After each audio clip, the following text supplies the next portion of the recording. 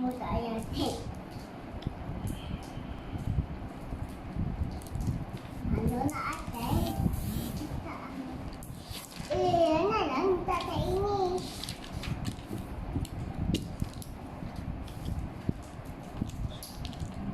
billahi minasyaitonir rajim. Bismillahirrahmanirrahim.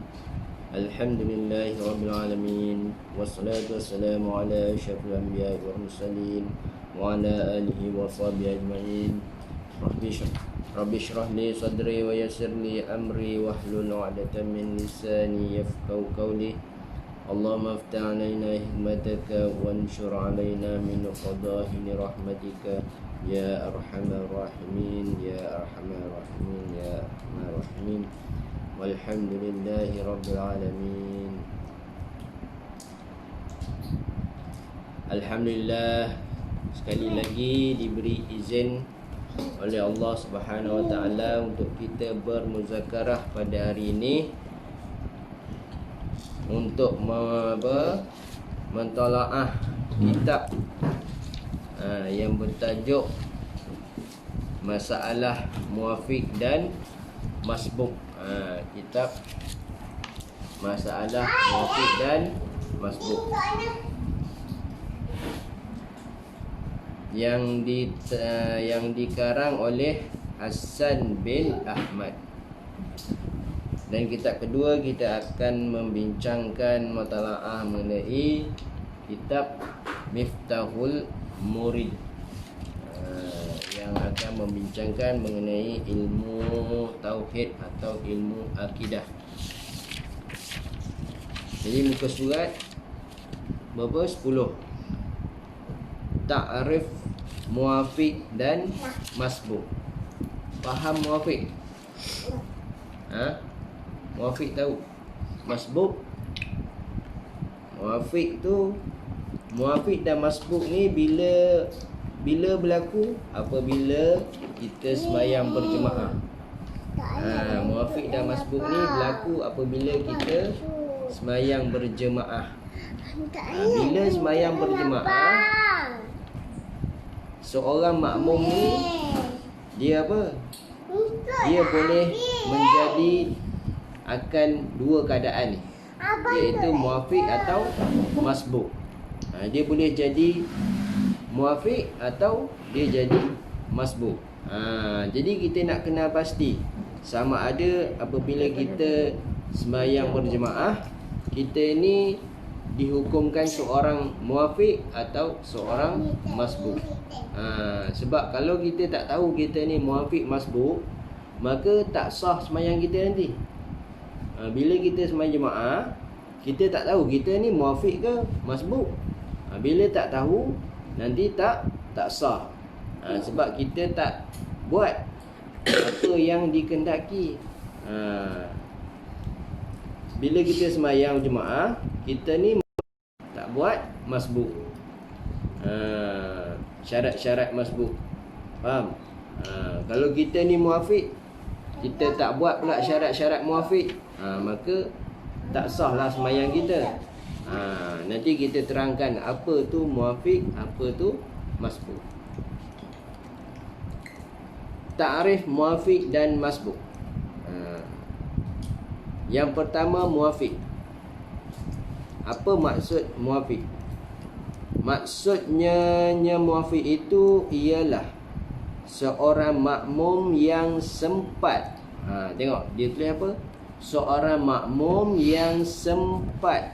Sempat tu penting. Sempat itulah penting. Bagi seorang makmum tu.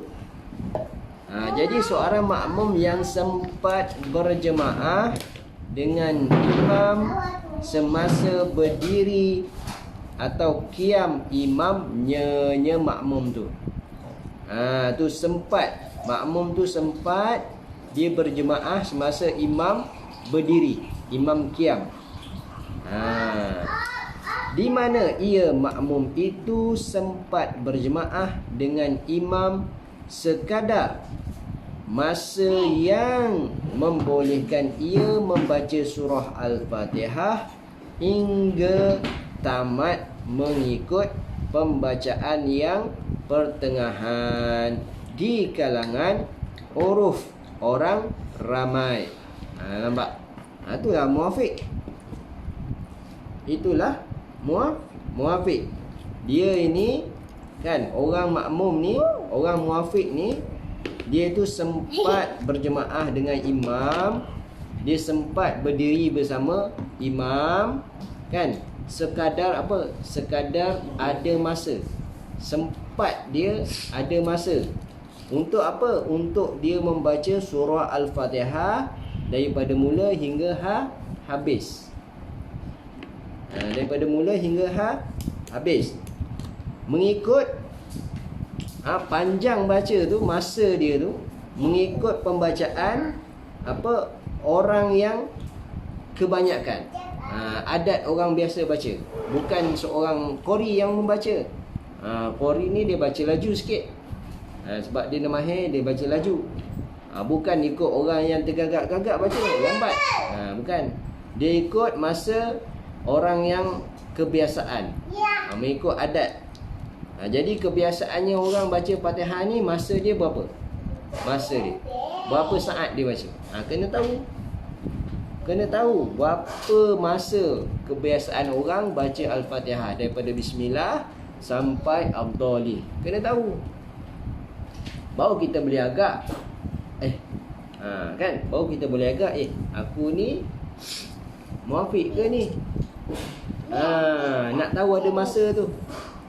Jadi masa dia berapa? Lebih kurang 30 saat. Tu lebih kurang 30 saat. Kalau ada masa 30 saat tu ketika berdiri bersama imam, maka kita itu dihukumkan muafiq. Walaupun kita tak baca lagi Fatihah tu. Faham tak keadaan tu? Tak faham?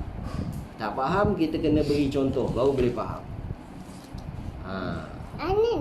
Nak dengar contoh ke dah faham?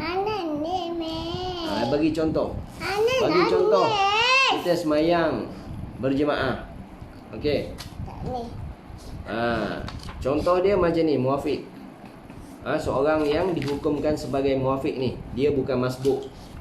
Jadi bila imam takbir, katakan imam takbir, tak kira lah imam tu rakaat ke berapa pun, kan? Imam takbir, Allahu Akbar, kita pun takbir masuk sembahyang, Allahu Akbar.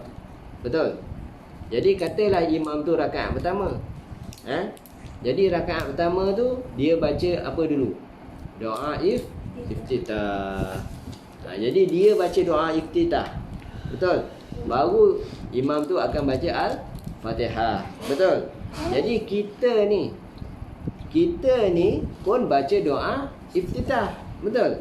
Kita baca doa iftitah daripada awal sampai habis. Jadi panjang doa iftitah tu ada tak lebih kurang panjang Al-Fatihah? Habis mana lebih panjang?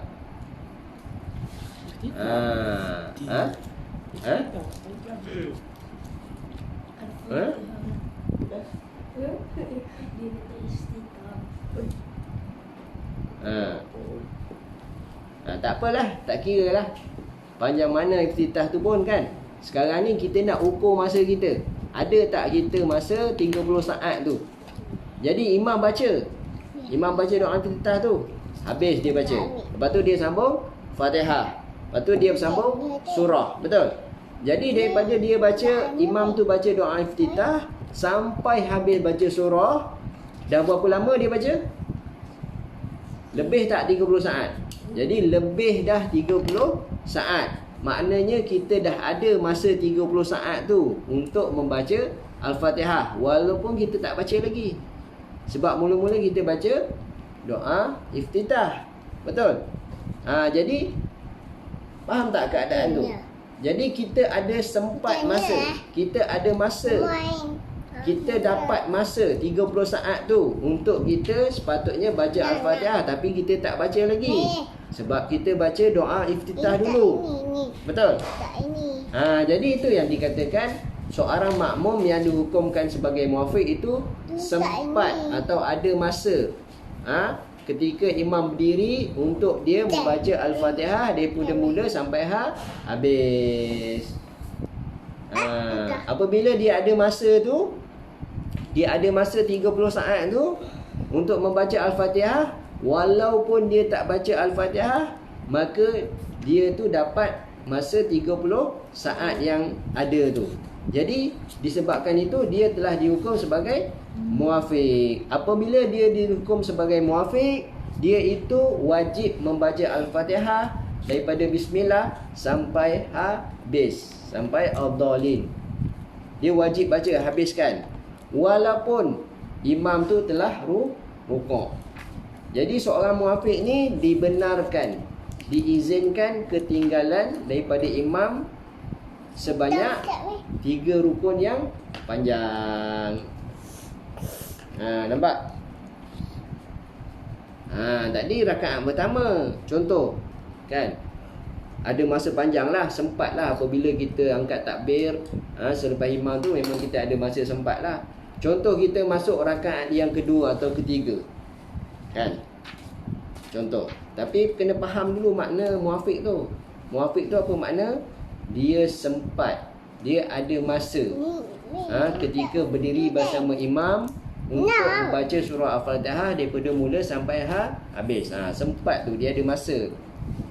Walaupun dia tak baca, janji dia ada masa. Bila dia ada masa, makna dia tu dihukum sebagai muafiq. Tadi contoh pertama. Contoh kedua, bagi jelas lagi. Bila dia masuk rakaat kedua, katakan imam dah takbir, betul? Jadi dia datang lambat sikit. Nak pastikan kita ni muafiq ke masbuk. Masbuk belum masuk lagi kan takrif dia. Kita nak faham muafiq dulu. Jadi kita lambat sikit. Bila lambat sikit, kadang-kadang orang ingat masbuk ni dah lambat. Betul tak? Tapi hati-hati, sebab bukan semua lambat tu dia jadi masbuk. Bukan semua takbir lambat daripada imam jadi masbuk. Dia kena pandai, kena tahu ukur masa dia tu. Adakah dia itu ada masa atau sempat masa 30 saat tu untuk baca Fatihah. Kalau dia ada masa tu, maka dia dihukumkan muafiq. Kalau dia tak ada masa tu, baru dia jadi masbuk. Jadi kita nak cerita muafiq dulu, masbuk belum masuk. Jadi bila dia angkat takbir, imam dah rakaat kedua, dia pun masuk sembahyang, Allahu Akbar kan. Jadi imam baca, imam baca, tak kira lah imam baca surah Fatihah ataupun baca surah sunat kan. Dia masuk ni takbir, dia tak baca Fatihah lagi. Makmum ni tak baca. Makmum ni Allahu Akbar. Lepas tu dia khusyuk sangat. Kerana terlalu khusyuk, dia lupa baca Fatihah. Dia takbir tu dah khusyuk lah, Allahu Akbar. Khusyuknya dia tu sehingga lupa nak baca Fatihah. Jadi imam dah baca habis kan. Imam dah baca Fatihah, imam dah baca surah. Kemudian imam rukuk. Jadi imam rukuk, Allahu Akbar. Yang makmum tadi kan, makmum tadi yang lupa baca Fatihah tadi kan, tiba tengok imam rukuk, baru dia teringat akan dia tu tak baca Fatihah. Dia tak baca Fatihah. Habis apa dia nak buat? Sembahyang balik. Rugilah sembahyang balik. Haram membatalkan sembahyang dengan sengaja. Jadi apa dia nak buat? Dia kena buat apa?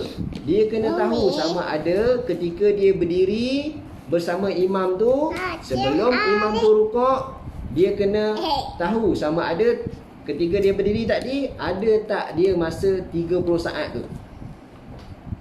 30 saat untuk dia membaca surah Al-Fatihah daripada mula Bismillahirrahmanirrahim sampai habis Ad-Dallin. Dia ada masa tak tadi? Kalau dia ada masa kesempatan 30 saat tu, kan, maka dia tu dihukumkan muafiq walaupun dia tak baca Fatihah. Bila dia kata, aku ada masa tadi tapi terlupa nak baca pula. Sebab khusyuk sangat, lupa nak baca Fatihah. Dia khayal merewang-rewang kepala otak dia, tak tahu ke mana, dia lupa baca Fatihah. Imam dah rukuk.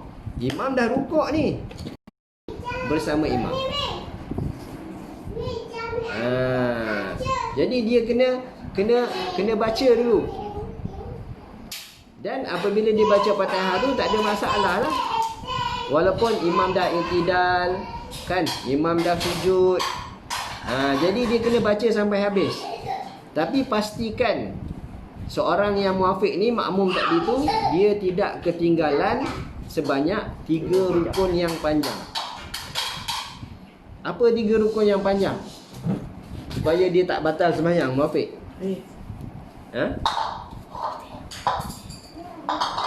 Apa 3 rukun yang panjang? Tak tahu. Macam mana? Jadi dia boleh ketinggalan ketika mana? Ketika dia dia tadi kena baca Fatihah sampai habis, kan? Jadi imam dah rukuk. Itu apa? Itu yang pertama. Ketinggalan dia. Rukun yang pertama dia tertinggal. Rukuk. 1 dah. Kemudian i'tidal. Imam i'tidal. I'tidal ni rukun panjang ke rukun pendek? Rukun pendek. Jadi i'tidal tak kira. Cuma kira rukuk je tadi. 1 rukun yang panjang. I'tidal tak kira sebab dia rukun pendek. Kemudian imam sujud. Makmum diri lagi baca Fatihah ni. Sebab dia wajib baca, kan? Sebab dia dihukum sebagai seorang muafiq, dia bukan masbuk.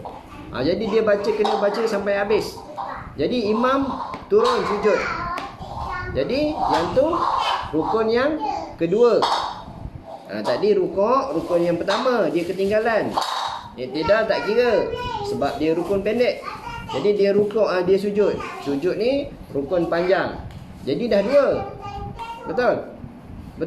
Dah 2. Jadi imam dah sujud, imam pun duduk antara dua sujud. Duduk antara 2 sujud, rukun pendek ke rukun panjang? Rukun pendek. Jadi duduk antara 2 sujud ni tak kira lagi. Sebab dia rukun pendek. Sebab muafiq ni dibenarkan ketinggalan 3 rukun yang panjang, bukan rukun pendek. Jadi makmum muafiq ni tengah baca Fatihah lagi ni. Imam dah duduk antara 2 sujud. Jangan makmum ni nak pergi cepat-cepat, tak habis Fatihah nak pergi sujud tak? Relax. Makmum ni dia tahu dah dia muafiq, maka dia kena baca Fatihah habis. Jadi imam ni dah baca apa? Dah baca doa, duduk antara 2 sujud. Kemudian imam sujud balik. Sujud balik. Jadi imam sujud balik ni, sujud tu rukun panjang, rukun pendek? Panjang.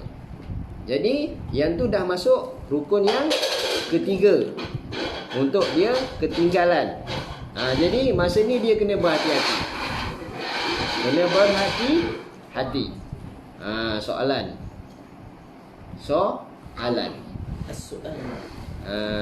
Soalan dia.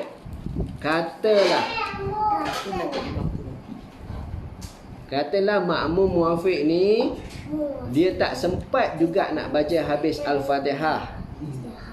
Tiba-tiba imam tu nak bangun dah. Kan? Bila imam bangun, berdiri tegak, maka dah masuk rukun keempat. Maka kalau dia tak sujud, makmum ni tak sujud, maka batal sembahyang dia. Sebab dia dah ketinggalan lebih daripada 3 rukun. Dia tak habis baca lagi, kan? Dia tak habis baca lagi. Habis imam ni bangun, Allah. Apa makmum nak buat? Rukuk. Dia tak habis baca Fatihah. Oh. Ha? Oh. Tak apa macam mana? Masa tu dia kena buat apa? Kalau dia rukuk, dia tak sah sembahyang dia. Pasal dia tak baca habis Fatihah. Kalau dia rukuk, maka akan batal sembahyang dia. Tak sah sembahyang dia nanti. Sebab dia tu, hukum dia wajib baca Fatihah sampai habis. Muafiq. Seorang muafiq. Kalau dia rukuk. Oh. Kalau dia baca juga sampai habis, imam dah berdiri, Allahu Akbar, dia belum habis lagi, maka batal juga solat dia. Dia kena keluar daripada jemaah. Dia kena muafaraqah, niat muafaraqah. Nampak? Dia kena niat muafaraqah. Kalau dia tak habis, maaf, dia kena niat muafaraqah.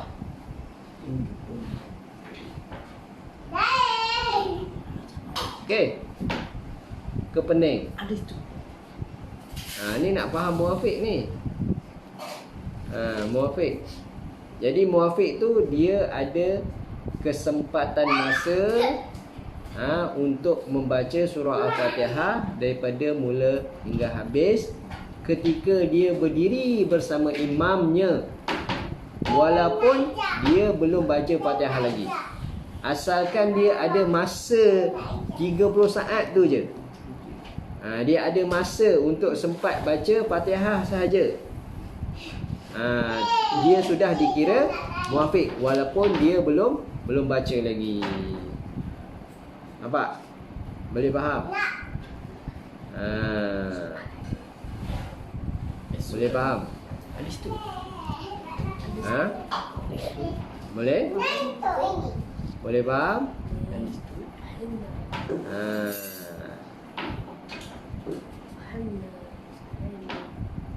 Okey. Ada soalan? Tak ada. Okey, sambung balik.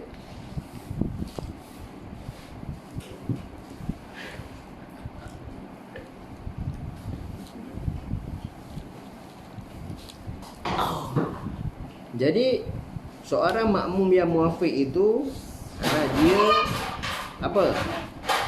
Bacaan dia tu, pembacaan tu adalah yang pertengahan di kalangan uruf atau orang ramai, tidak berdasarkan bacaan makmum itu sendiri. Bukan bacaan dia tapi bacaan kebanyakan orang. Jadi tok guru ni ukur dah kebanyakan orang baca Fatihah ni di antara 20 hingga 30 saat. Okey, jadi kita ambil lah 30 saat, masa yang panjang sikit. Dan juga tidak berdasarkan kepada bacaan imamnya. Bukan berdasarkan kepada kelajuan imam baca. Dan bukan berdasarkan juga kepada kelajuan diri dia sendiri baca. Tetapi berdasarkan kelajuan pembacaan orang awam, kebanyakan orang. Macam tu. Tetapi berdasarkan apa dia kata? Berdasarkan kepada bacaan huruf orang ramai. Orang ramai yang kebiasaannya baca berapa saat Fatihah. Jadi bacaan Fatihah tu lebih kurang 30 saat. Jadi kita kena tahulah masa 30 saat tu panjang mana. Kita kena tahu panjang mana. Kita kena agak-agak panjang mana 30 saat tu, supaya kita tahu kita ni adalah seorang muafiq atau masbuk. Jadi muafiq masbuk ni boleh terjadi pada tiap-tiap rakaat. Walaupun rakaat pertama tu dia dah ikut imam, kan? Masuk rakaat kedua, dia pun kena pastikan dia juga sama ada dia muafiq atau masbuk, walaupun dia sudah ikut imam. Faham? muafiq masbuk ni dia boleh berlaku pada tiap-tiap rakaat. Walaupun dia sudah takbir kali yang pertama tu bersama imam. Imam takbir, dia pun takbir. Jadi rakaat kedua pun dia kena pastikan sama ada dia ni muafiq atau masbuk. Contoh imam baca laju. Rakaat ketiga imam bangun, Allah daripada tahiyat awal imam bangun, Allahu akbar. Jadi imam ni baca laju, Fatihah dia laju. Kita pun dah bangun. Kan? Imam baca Fatihah, kita pun baca. Sebab dah rakaat ketiga kan? Imam baca, kita pun baca. Tiba-tiba kita baca baru sampai iyyaka na'budu wa iyyaka nasta'in. Imam dah rukuk, Allahu akbar. Jadi apa nak buat? Habiskan.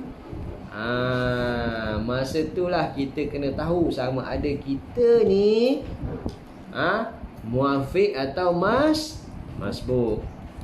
Jadi jawabnya apa? Jawabnya rakaat yang ketiga tu kita masbuk. Kalau kita nak baca Fatihah hingga habis, walaupun kita tu dah tahu kita masbuk, harus hati-hati. Sebab masbuk ni dia boleh ketinggalan hanya 2 rukun sahaja. Faham? 2 rukun sahaja. Dan masbuk ni dia ketinggalan 2 rukun, tak kira rukun panjang atau rukun pendek. Rukun panjang pun dikira, rukun pendek pun dikira. Okey. Kita masuk sikit lah nak masbuk ni, walaupun belum masuk takrif masbuk, kita nak bagi beza. Kita ni muafiq ke masbuk?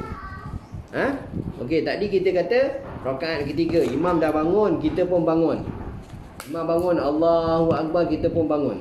Imam baca Fatihah, kita pun baca Fatihah sebab rakaat ketiga. Kan? Tiba-tiba kita baca baru sampai, kita baca macam biasalah. Kebanyakan orang kelajuan dia macam kebiasaan orang kita baca. Tiba-tiba kita baca sampai iyyaka na'budu wa iyyaka nasta'in ihdinas siratal mustaqim. Kan? Tiba imam pun rukuk, Allahu akbar. Imam ni dah rukuk, laju dia baca. Betul tak? Sedangkan kita belum habis baca lagi. Jadi masa itulah kita tahu kita ni masbuk. Sebab kita tak ada masa 30 saat untuk membaca surah Al-Fatihah ketika berdiri bersama imam. Sebab mula-mula sama-sama baca Fatihah, betul tak? Imam bangun, kita pun terus bangun. Imam berdiri tegak, kita pun berdiri tegak dah. Imam baca, kita pun dah baca dah. Tiba sampai ihdinas siratal mustaqim, imam dah rukuk. Kita laju imam baca. Bermakna masa tu kita tahu dah, kita ni tak ada masa, tak ada kesempatan masa untuk membaca Fatihah daripada mula sehingga habis yang dituntut 30 saat tu. Jadi kita ni dah hukum diri kita masbuk. Tapi kita nak baca juga Fatihah tu sampai habis. Sepatutnya kita ni dah boleh rukuk bersama imam dah. Sebab orang masbuk ni Fatihah dia imam tanggung. Tapi kita nak baca sampai habis. Nak baca sampai habis ni kena hati-hati. Bila imam rukuk, orang masbuk ni belum rukuk, maka hukum dia makruh. Hukum dia makruh. Dia nak baca sampai habis ni. Makmum nak baca sampai habis. Makmum masbuk ni nak baca. Dia hukum makruh. Bila imam i'tidal, sami Allahu liman hamidah, dia belum baca habis lagi. Masbuk ni, orang masbuk ni belum baca habis lagi. Apa hukum dia? Haram maksud. Haram dia tak rukuk. Haram masbuk ni tak rukuk. Dia tak rukuk lagi sebab nak habis Fatihah dia. Dia sayang sangat dekat Fatihah tu. Fatihah tu dia sayang sangat, tak nak rukuk lagi. Nak habiskan juga. Dah haram dah dia ni. Makmum ni duduk dalam haram. Imam pun imam pun sujud. Allahu akbar. Imam sujud je. Sujud dengan sempurna. Imam sujud dengan sempurna, dia makmum masbuk ni tak rukuk lagi, maka batal solat makmum. Nampak? Jadi harus hati-hati. Orang masbuk ni harus hati-hati. Sebab dia boleh diizinkan ketinggalan 2 rakaat sahaja. 2 rakaat. Rukun. 2 rukun. 2 rukun. 2 rukun saja, bukan 2 rakaat. 2 rukun saja. Minta maaf, 2 rakaat pula. Dia boleh ketinggalan, orang masbuk ni boleh ketinggalan sebanyak 2 rukun saja. Tak kira rukun panjang atau rukun pendek. Kita kira. Bila imam rukuk, dah 1 rukun. Makmum tak rukuk lagi. Makna hukum makmum ni makruh. Makruh dia baca Al-Fatihah. Bila imam i'tidal, sami Allahu liman hamidah, dah masuk 2 rukun. Walaupun i'tidal ni rukun pendek, dikira juga bagi orang masbuk. 2 rukun dah. Jangan lebih 2 rukun. Dah 2 rukun dah. Dia baca juga. Makmum masbuk ni baca juga. Maka hukum dia baca Fatihah ni haram dia baca. Tapi dia tak nak rukuk juga. Sebab dia sayang Fatihah tu. Dia sayang Fatihah dia. Jadi kalau makmum, kalau imam tu sujud je dengan sempurna, dia tak rukuk lagi, maka batal solat makmum. Jadi jangan sampai imam tu sujud. Dia kena tinggal Fatihah dia. Kalau tak habis tinggal Fatihah, kena rukuk. Nampak beza muafiq dan masbuk? Nampak tak? Kena hati-hatilah. Tu beza muafiq dan masbuk. Takrif muafiq dah habis dah. Kita masuk takrif masbuk pula. Masbuk. Maksudnya masbuk itu ialah. Tadi ada soalan. Faham semua? Bagus, faham. Nanti tanya soalan, tak boleh nak jawab pula. Macam mana tu? Maksudnya masbuk itu ialah seorang makmum yang tidak sempat berjemaah.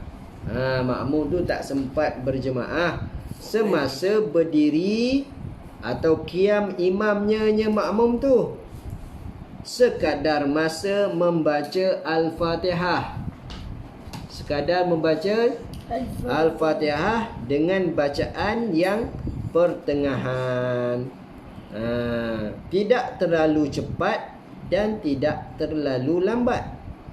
Malahan perhitungan bacaan Al-Fatihah itu tidak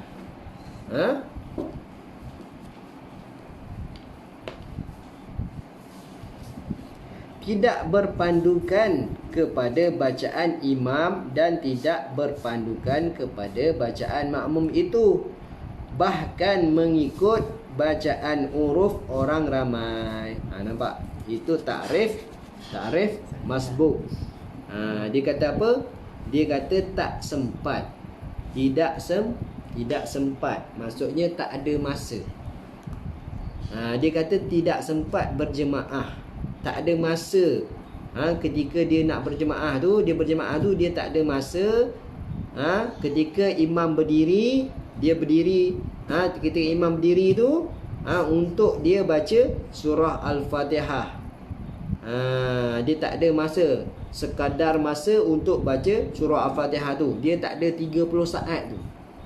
30 saat masa yang membolehkan dia baca surah Al-Fatihah. Itu masbuk. Yang muafiq tadi, dia sempat ada masa 30 saat tu. Ketika imam berdiri, dia ada masa 30 saat untuk baca Al-Fatihah. Itu muafiq, walaupun dia tak baca surah Al-Fatihah tu lagi. Masbuk ni kan, dia tak ada sempat masa untuk baca surah Al-Fatihah tu. Walaupun masbuk ni dah baca. Dia baca 3 ayat je Fatihah. Lepas tu imam dah rukuk. Maka dia tu tak ada masa lah untuk habiskan surah Al-Fatihah tu. Kerana dia tak ada masa ketika imam berdiri selama 30 saat. Maka dia tu dihukum masbuk. Maka bila imam rukuk, dia mesti rukuk untuk menyelamatkan sembahyang dia. Sebab Fatihah tu imam dah baca habis. Makna imam dah tanggung dah. Al-Fatihah orang masbuk ni imam tanggung. Orang masbuk ni Fatihah aja imam tanggung, bukan semua imam tanggung. Bukan. Orang masbuk ni dia tak sempat baca Fatihah kan. Jadi imam dah tanggung Fatihah dia. Kemudian sepatutnya pada rakaat pertama dan rakaat kedua, makmum ni disunatkan baca surah, betul. Tapi dia tak sempat baca surah lah sebab dia masbuk. Maka nanti rakaat ketiga nanti ataupun rakaat keempat nanti, makmum tu boleh ganti baca surah. Sunat dia baca. Dia boleh ganti balik. Sebab tadi dia tak sempat nak baca. Sebab dia masbuk. Okey. Faham tu masbuk? Okey, jelas. Kalau tak jelas, kena jelaskan lah. Contoh? Okey, nak contoh dia. Contoh kita baca ni habis dulu. Sambung. Mana-mana makmum yang tidak sempat berjemaah dengan imam semasa berdiri atau qiyam imamnya itu, sekadar masa yang membolehkan ia membaca Al-Fatihah hingga selesai, maka dinama orang itu masbuk. Jadi orang masbuk ni yang tak sempat baca Fatihah ketika imam berdiri. Dia berbeza dengan muafiq. Muafiq tu dia ada masa sempat untuk baca Al-Fatihah ketika imam berdiri walaupun dia tak baca. Dia ada masa tu. Masbuk ni tak ada masa tu.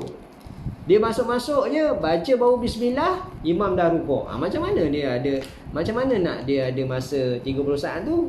Masuk-masuk semayang, imam dah rukuk. Jadi dia tu kena rukuk. Itu masbuk. Dia tak ada masa, nampak tak? Kalau muafiq tu dia ada masa.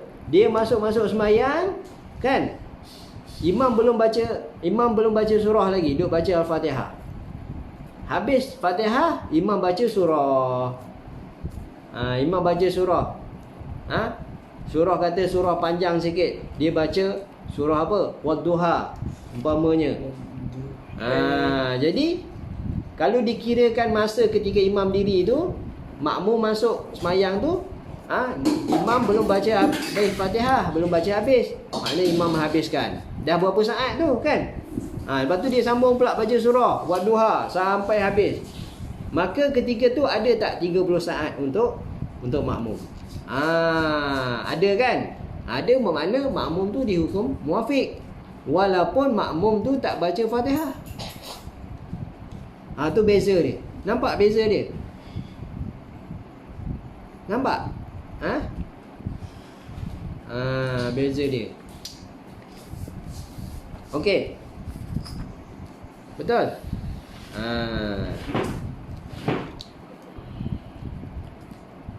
Jadi sambung. Maka mana maka? Tak ada maka. Muafiq dan masbuk boleh berlaku ke atas seseorang makmum. Muafiq dan masbuk ni boleh berlaku pada seseorang makmum pada 4 rakaat. Pada 4 rakaat. Kalau dia semayang 4 rakaat lah, sama ada pada rakaat pertama, rakaat ketiga dan seterusnya pada rakaat keempat. Jadi dia boleh berlaku pada tiap-tiap rakaat. Hukum muafiq dan masbuk ni. Jangan ingat dia dah ikut imam, dia tu muafiq sampai habis. Kadang-kadang boleh jadi masbuk. Disebabkan apa? Disebabkan imam baca cepat, ataupun disebabkan makmum tu bangun lambat. Dah duduk tahiyat awal, imam dah bangun, dia masih lagi baca tahiyat awal, lambat. Bila imam baca Al-Fatihah dah separuh, baru dia bangun. Bila imam dah habis ad-dallin. Dia baru baca separuh, jadi imam dah rukuk. Masa itulah yang dikatakan makmum tu jadi masbuk.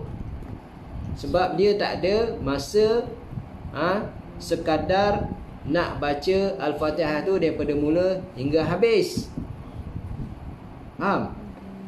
Okey. Nampak tak? Kena dapat bezakan lah muafiq dan masbuk ni. Kena dapat bezakan. Supaya kita boleh hukum diri kita ni muafiq ke masbuk. Nanti kalau kita tak dapat menghukumkan kita muafiq masbuk, ataupun kita tersalah hukum atas diri kita, sebenarnya kita ni muafiq, kita hukum masbuk. Tiba kita tak baca surah Fatihah sampai habis, maka rosaklah sembahyang kita. Ataupun kita ni masbuk, kita tak tahu kita ni masbuk, kita pergi baca Fatihah sehingga habis, sedangkan imam dah sujud, kan? Jadi rosaklah sembahyang kita tu.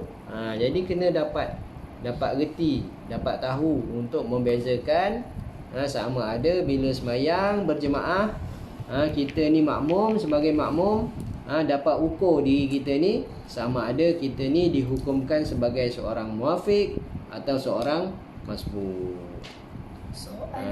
Rasa daripada contoh-contoh tadi kita dah jelas dah. Kalau ambil perhatian sungguh-sungguh, kan? Ni kalau main-main memang tak dapat lah. Tu sebab tu tanya nanti tak tahu, salah jawab. Ni je tak boleh main-main. Bab ibadat ni jangan main-main, kita nak praktikkan nanti. Nanti salah, nanti rosak ibadat kita.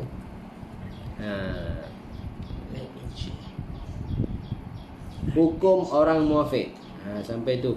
Nanti kita bicara lebih lagi hukum orang muafiq ni. Tadi baru takrif. Jadi takrif tu kita dah bagi contoh dah supaya lebih jelas. Nanti masuk bicara pasal hukum orang muafiq ni, insya-Allah lebih jelas lagi kita. Lebih jelas lagi.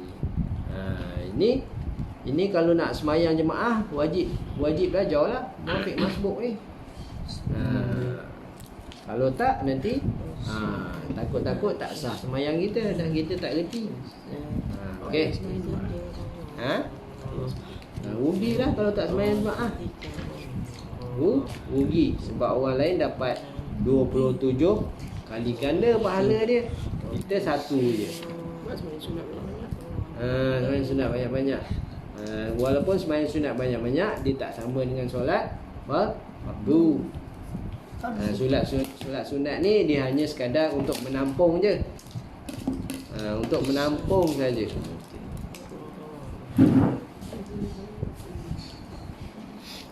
Masuk kitab kedua, Miftahul Murid fil Ilmi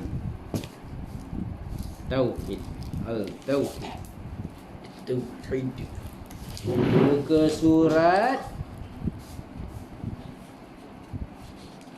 surat 3. Dan wadahnya. Kitab Miftahul ni nipis je. Nipis je. Nipis je. Kan warna biru. Warna biru cantik. Tapi nipis je. Nipis. Kitab dia nipis je. Tak tebal. Tapi dia bicara mengenai akidah. Akidah ni nombor 1 lah. Akidah ni. Akidah ni mesti betul.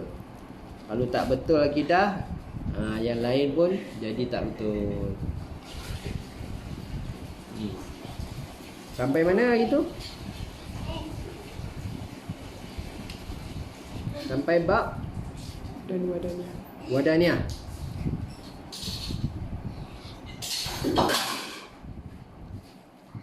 Dan wadahnya. Artinya wadahnya tu apa dia? Arti wadahnya apa dia? Esa. Arti wadahnya itu esa. pada zatnya. Artinya wadaniyah itu esa pada zatnya dan esa pada sifatnya dan esa pada af'alnya. Tu. Esa pada zat, esa pada sifat, esa pada af'al. Nampak? Ini kita nak tahu juga esa pada zat tu macam mana, esa pada sifat tu macam mana, esa pada af'al tu macam mana. Af'al tu apa? Nak tanya af'al tu apa?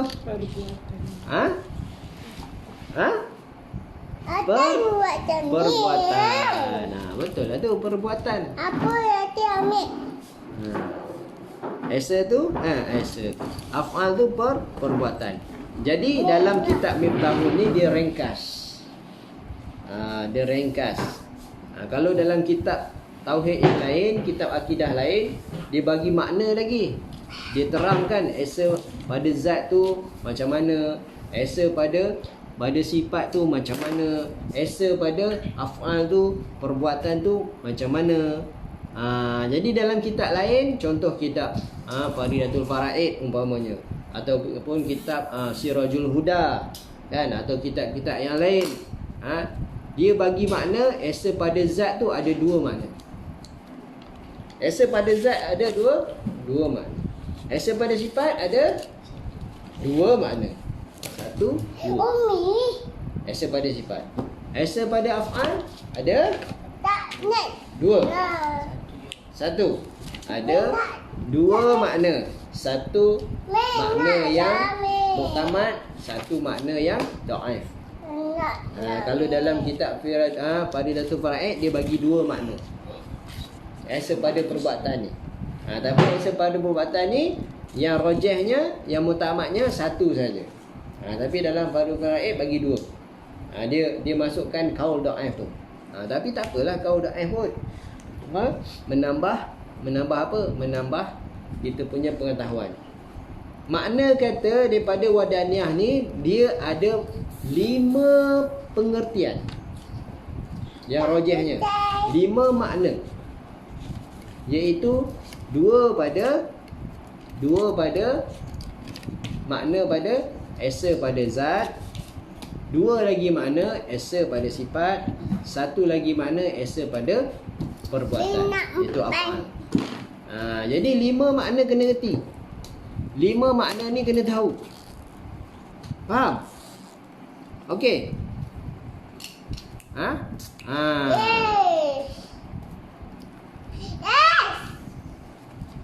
Jadi jangan orang kata Lena dia ulit mimpi nanti terbabas. Jadi kita nak ceritalah kat sini, dia ringkas je. Dia bagi tahu pengertian bagi wadaniyah tu esa pada zat, esa pada sifat, esa pada af'al. Kalau dah belajar, yang dah belajar esa pada zat, berikan makna esa pada zat.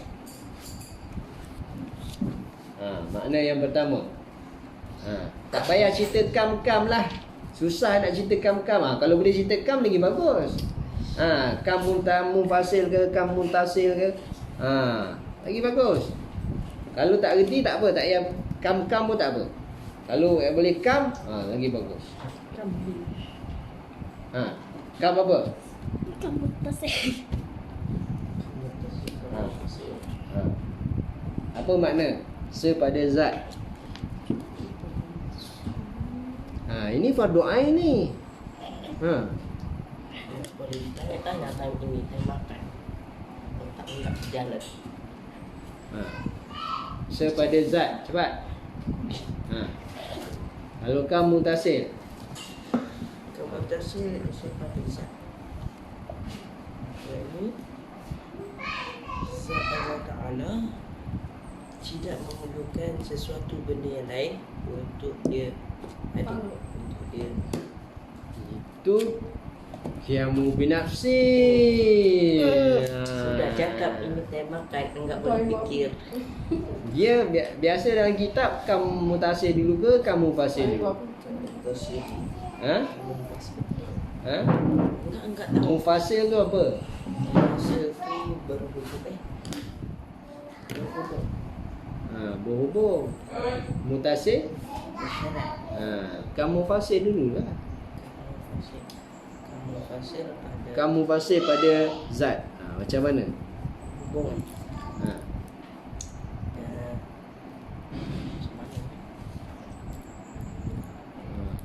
Enggak lama tengok kitab ini sudah. Lupa. Lupa nama dia tak kenal lagi. Kalau lupa, Tok Guru kata kalau lupa sifat 20 ni makna tak kenal Allah lagi. Jadi kena belajar lagi, kena ngapal lagi. Biar ingat. Tasir. Jadi sepada zat. Sepada zat. Yang pertamanya kita ambil ringkas je. Kita ambil ringkas. Boleh tulis. Tak ingat nanti kalau tak tulis, tak dobek, dia tak ingat. Mesti kitab ni mesti dobek, mesti tulis baru ingat. Yang pertama, sepada zat. Tak payah cerita kam-kam lah. Ya, nanti cerita kam-kam lagi pening. Kita ambil makna je. Dah cukup. Ambil makna dah cukup. Tak hafal kam tak apa. Kamu fasil ke, kamu tasil ke, tak hafal pun tak apa. Tu tak mewajibkan kita untuk tahu kamu fasil, kamu tasil. Kita hanya diwajibkan fardu ainnya tahu makna je saja. Jadi makna yang pertama sepada zat ialah zat Allah Ta'ala tu dia tak berjuzuk, tak bersusun-susun, tak berkapuh, tak bercerai tanggal. Tu makna yang pertama sepada zat. Jadi zat Allah Ta'ala tu tak berjujuk-jujuk, tak bercerai tanggal, tak berkapuh, tak berhubung-hubung, tak berbilang-bilang. Nampak? Jadi macam kita ni berjuzuk-juzuk, berhubung-hubung, berlapis-lapis. Kita ni kalau kita tengok kita punya je lapisan yang luar ni kulit, bawah pada kulit, lapisan bawah pada kulit ni apa pula? Tanya misi. Mesti tanya misi. Mesti ada. Ada apa? Ada urat. Lepas tu ada daging. Nampak berlapis-lapis dia punya tu. Ada dua. Kalau ada satu tak boleh. Tak. Lepas tu ada daging. Lepas tu ada tulang. Tulang tu pun, dalam tulang tu pun ada tulang hitam lagi dia panggil. Isi tulang tu, tulang hitam. Ada kan? Kalau tulang ayam, tulang manusia tak tahulah, belum pernah gigit lagi.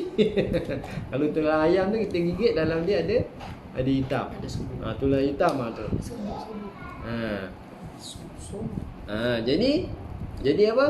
Jadi kita ni berlapis-lapis, berjuzuk-juzuk, bercerai tanggal. Kita ni boleh bercerai tanggal. Potong kepala boleh bercerai, potong tangan boleh bercerai. Tapi zat Allah tak boleh. Zat Allah bukan macam tu. Zat Allah tak berjuzuk, tak berjuzuk, tak berlapis-lapis, tak bercerai tanggal, tak berhimpun-himpun, tak berhubung-hubung, tak berbilang-bilang. Faham? Itu yang pertama. Yang kedua apa? Cerai. Cerai macam mana? Zat Allah Ta'ala tak boleh berbelah bagi. Itu makna yang pertama, tak boleh belah bagi. Tak boleh bercerai tanggal tu. Tak boleh dibelah bagi. Tidak ada zat yang sama dengan zat Allah Ta'ala. Yang maksud yang kedua sepada zat, tak ada zat yang lain sama dengan zat Allah. ataupun zat Allah SWT itu tidak serupa dengan zat makhluk yang lain atau zat yang lain. Nampak? Tu dua makna. Jadi kalau kamu fasil, kamu fasil tu dia berhubung berjuzuk-juzuk. Itulah makhluk namanya. Kalau mutasil tu, kamu mutasil tu dia sama. Dia berbilang-bilang. Dia berbilang-bilang, kemudian ada sama. Kan kita ni, zat kita ni sama. Sama ke? Zat kita sama lah. Jirim. Zat kita ni jirim. Ada kulit sama. Kulit yang sama, color je lain-lain. Kan? Tu sepada zat. Sepada sifat. Sepada sifat. Yang apa? Pertama. Apa?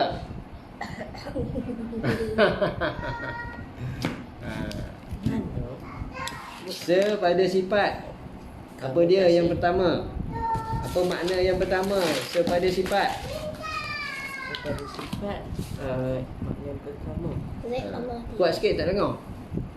sifat Allah Ta'ala. Kuat sikit. Tak dengar tak? Tengok. Mat. Apa dia?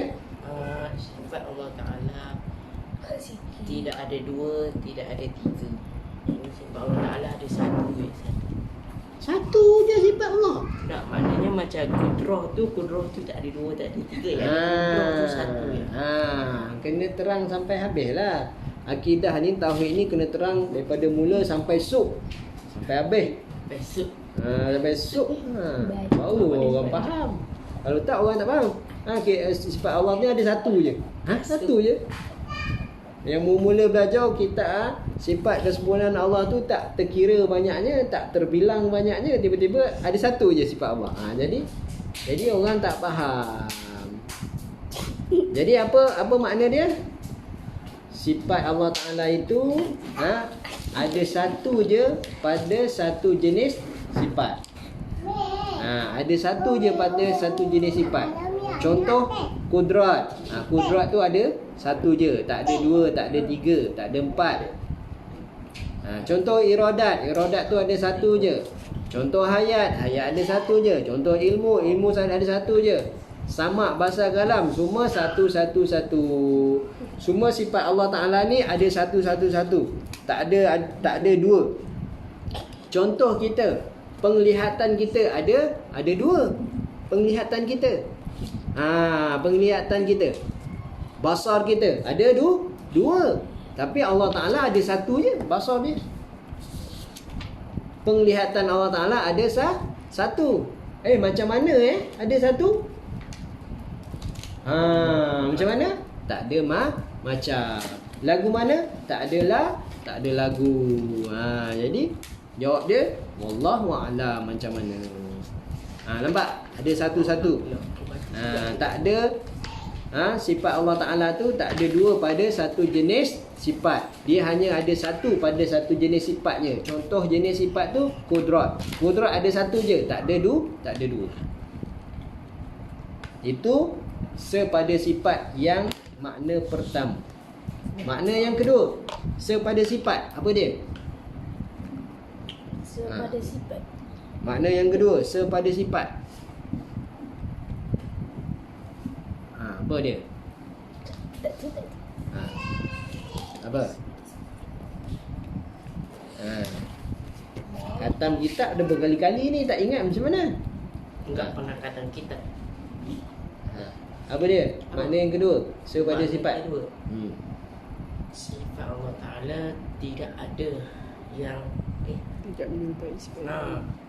tidak ada yang menyerupai seperti sifat Allah Ta'ala. Sifat Ada Allah. sifat yang tidak menyerupai seperti sifat Allah Ta'ala. Salah. Apa dia? Tidak.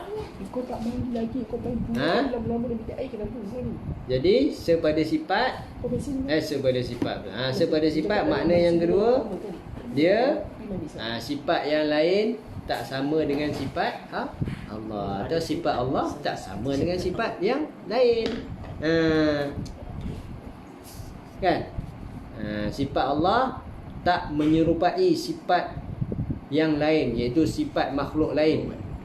Ataupun sifat makhluk tak menyerupai, tak sama, tak serupa dengan sifat Allah. Apa yang tak serupanya?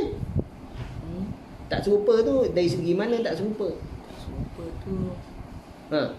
Sifat makhluk macam mana, sifat Allah tu macam mana? Yang tak serupa tu, yang kata tak serupa tu, mesti ada perbezaan. Sebut je tak serupa tapi tak tahu beza. Belum lagi orang kata totally faham. Belum ke semuanya faham tu. Jadi tak serupanya kat mana? Ada bentuk baru, ada permulaan. Ada sifat. Macam mana nak jawab? Tak serupanya sifat makhluk ni sifat baru. Sifat Allah ni sifat Qadim. Itulah. Jadi sifat baru ni apa dia? Dia ada apa? Ada permulaan. Sifat qadim ni dia Asal Qadim. sifat qadim ni Tiada perlu.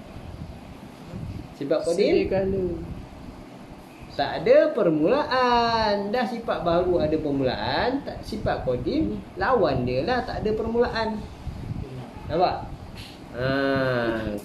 Kena faham, kena ingat lah. Kena ingat. Kalau tak ingat, nanti susahlah kita nak buat apa? Nak mempraktikkan di dalam kehidupan. Kena ingat. Habis. Sepada zat, sepada sifat, sepada af'al. Apa pula makna sepada af'al? Apa? Sepada af'al. Tidak ada perbuatan seperti perbuatan Allah Ta'ala. Jadi ada Tidak perbuatan ada. makhluk sama dengan perbuatan Allah Ta'ala. Tak ada perbuatan makhluk yang sama dengan Perbuatan Allah Ta'ala. Betul? Betul. Okey, contoh. Tak ada sama perbuatan Okey, contoh. Allah Ta'ala boleh angkat kitab ni tak? Boleh. Kita boleh angkat tak? Boleh. Sama ke tak? Boleh. Tadi kata tak sama. Tak ada perbuatan yang sama dengan perbuatan Allah. Sekarang ni makhluk angkat kitab ni. Boleh tak? Boleh. Allah boleh tak angkat kitab ni? Boleh. Nampak ke Allah angkat? Kalau Allah Ta'ala tak izin, boleh angkat. Tak yakin ke tak Allah Ta'ala boleh angkat benda kitab ni? Takut tak yakin dah. Kena nak tengok dulu, takut tak yakin.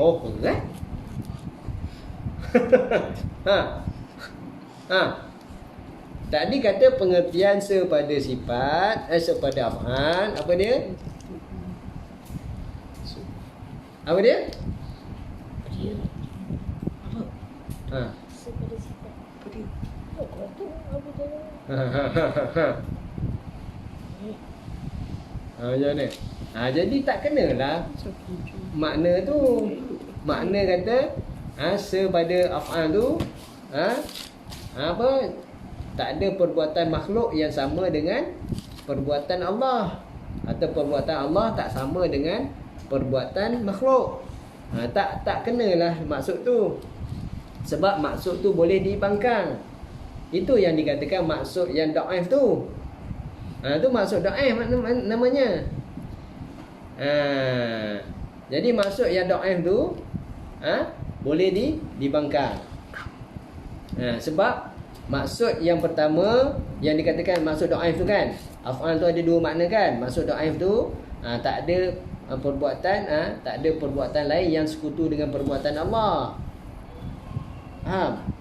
Perbuatan Allah Ta'ala tu tak ada yang sekutu dengan perbuatan lain. Itulah makna dia. Tapi yang tu boleh dibangkang. Jadi itu dinamakan apa? Pendapat dhaif. Jadi pendapat yang muktamad tu, apa makna dia? Makna dia kan tak ada perbuatan yang lain melainkan perbuatan Allah. Tu makna dia. Sepada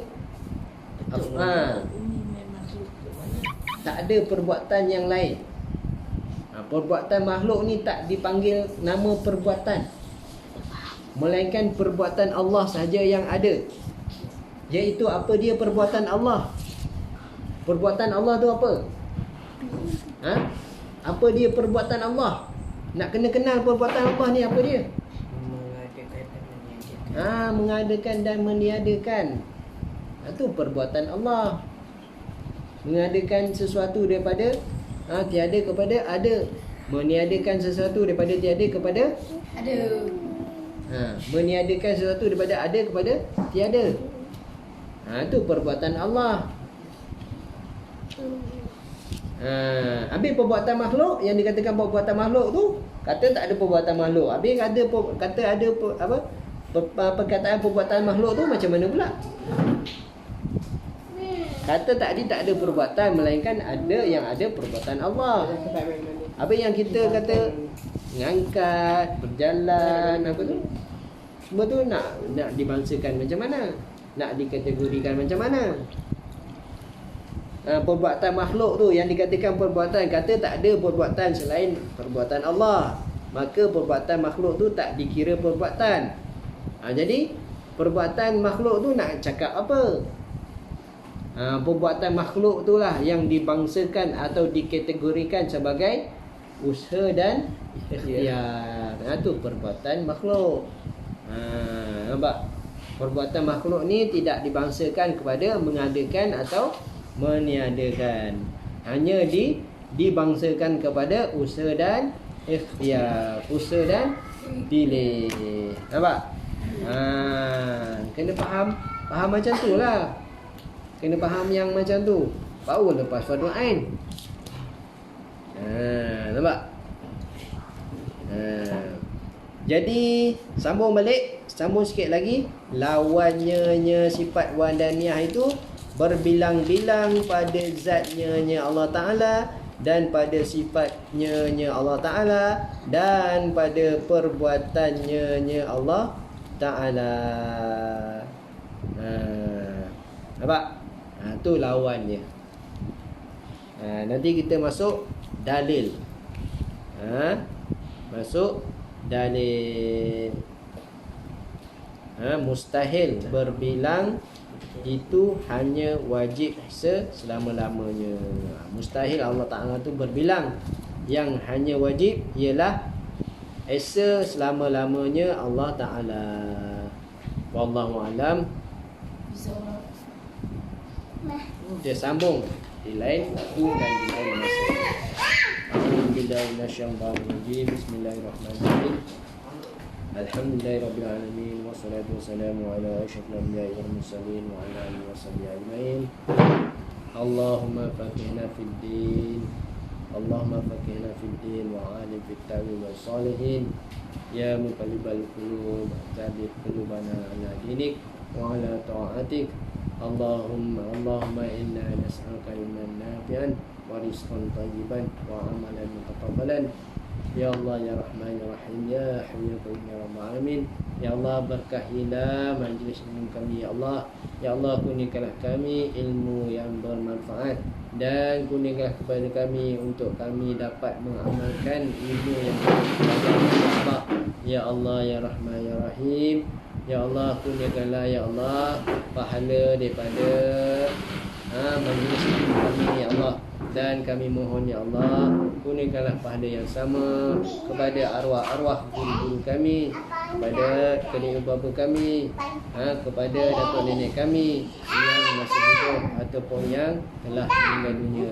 Begitu juga kepada arwah-arwah muslimin muslimat, mukminin mukminat yang telah meninggal dunia. Rabbana atina fid dunya hasanatan wa fil akhirati hasanatan wa qina adzabannar. Wa sallallahu ala sayyidina Muhammadin wa alihi wasallam. Subhana rabbika rabbil izzati amma yasifun. Wassalamu ala mursalin walhamdulillahi rabbil alamin. Taqabbalallahu minna wa minkum. Amin dah. Taqabbal ya. Betul. Eh, kita dah dapat dulu.